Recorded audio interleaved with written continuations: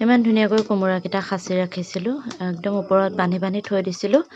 ভাবিছিলোঁ আকৌ যেতিয়া মানে কোমোৰাৰ ছিজন নহ'ব তেতিয়া বোলো ধুনীয়াকৈ এটা এটাকৈ নমাই পেলাই খাম আৰু হাঁহ চাহৰ সৈতে। মানে কি ক'ম আৰু ভবা কথা নহয়, সিধি বাটত আছে কণা বিধি যে তেনেকুৱা হ'ল। কোমোৰা মানে একে থৈছিলোঁ 5টামান, এনেকৈ এটাকৈ গেলি মাত্ৰ 2টা আছেগৈ আৰু জানেনে, ইমান বেছি বেয়া লাগিছে। আৰু কোমোৰাটো গেলা শুনিয়ে মানে মানুহজনে ইফালে মাছ অকণ লৈ আহিছিল, মাছে আৰু ধুনীয়াকৈ মাছৰ মাথা লগতে পিঁয়াজ বেঙেনা এনেকৈ ভাজিম আৰু মাছ কোমোৰা দি পেলাই ৰান্ধিম। আৰু মানে কি ক'ম, মই এনেকৈ যদি কিবা এটা সাঁচি থওঁ যদি বেয়া হৈ যায় মনটো বহুত বেছি বেয়া লাগে নহয়নে।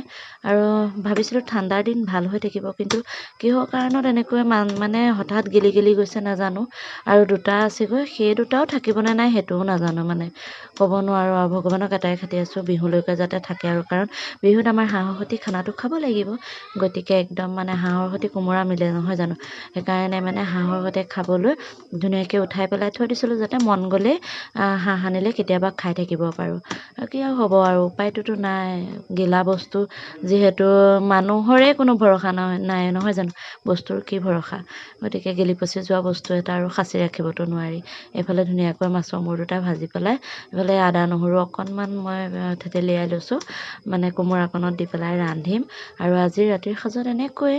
গতিকে কেনেকুৱা পালে মানে আমাৰ আইটেমটো বনোৱা জনাব দেই। আৰু সকলোৱে যদি ভিডিঅ'টো ভাল পালে চাই প্লিজ লাইক কমেণ্ট এটা কৰি থৈ যাব, তেহে আমি আকৌ ভিডিঅ' বনাবলৈ উৎসাহবোৰ পাওঁ নহয় জানো। আৰু ভিডিঅ'বোৰ মানে চাই কেনেকুৱা পায় কিন্তু জনাবলৈ নাপাহৰিব দেই। এইফালে মোৰ মাছৰ মানে মূৰ আৰু পেটু বনাই হৈ গ'ল।